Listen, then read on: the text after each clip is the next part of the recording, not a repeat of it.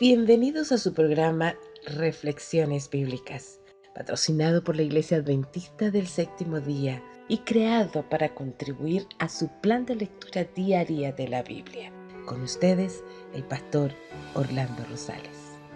Primer libro de Samuel, capítulo 31, versos 1 y 2. Los filisteos, pues, pelearon contra Israel, y los de Israel huyeron delante de los filisteos, y cayeron muertos en el monte de Gilboa.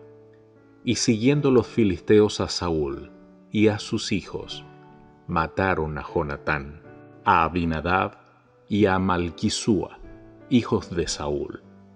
La apostasía de Saúl, que buscó la ayuda de una divina, había precipitado el desastre.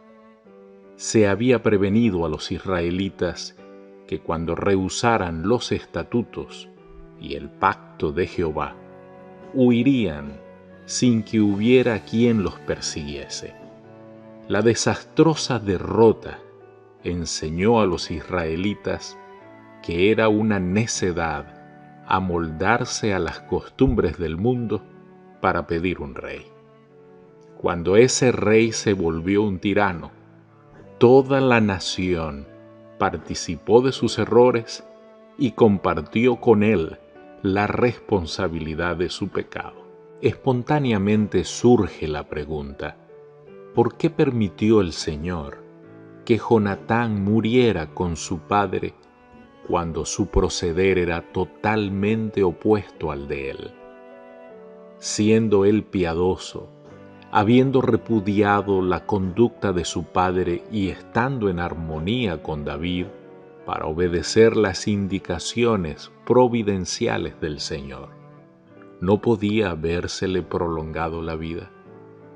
¿No podía haber muerto Isboset en su lugar, en vez de sobrevivir para seguir en las pisadas de su padre Saúl? Esta es una pregunta que la capacidad humana no puede responder. Los registros de la historia sagrada revelan que la persecución y la muerte han sido la suerte de los justos en todos los siglos.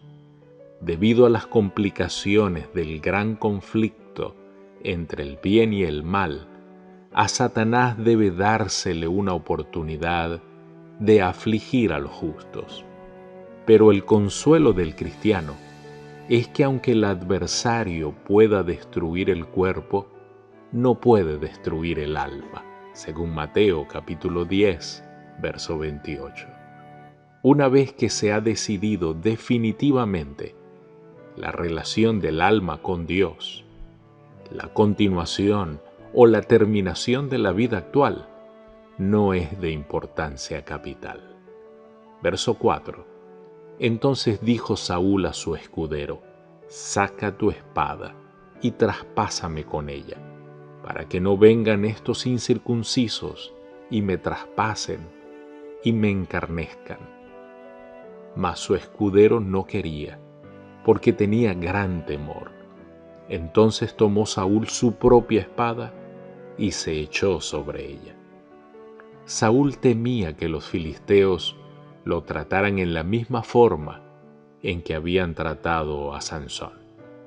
Saúl no había demostrado esa preocupación por David, sino que una vez hizo toda una maquinación para que cayera en manos de los filisteos incircuncisos. Al igual que Judas, se quitó la vida, quizá influido por los augurios del espíritu malo de que iba a morir. Perdió el juicio y procuró suicidarse a fin de escapar de los escarnios del enemigo. Verso 8 y 9.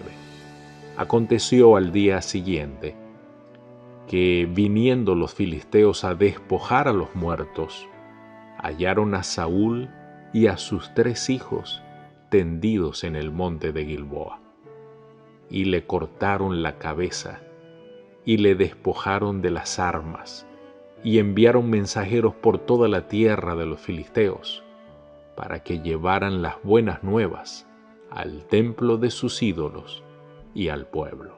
Esto muestra el desdén que los filisteos tenían por Israel.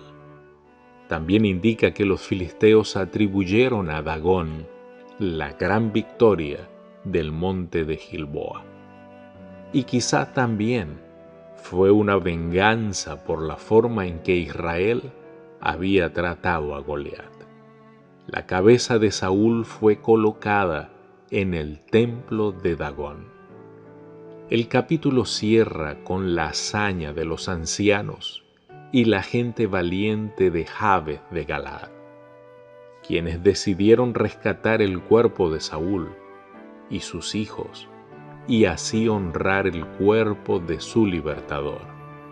Después de dar sepultura honrosa a su cuerpo y a los cuerpos de los hijos, observaron un breve período de luto.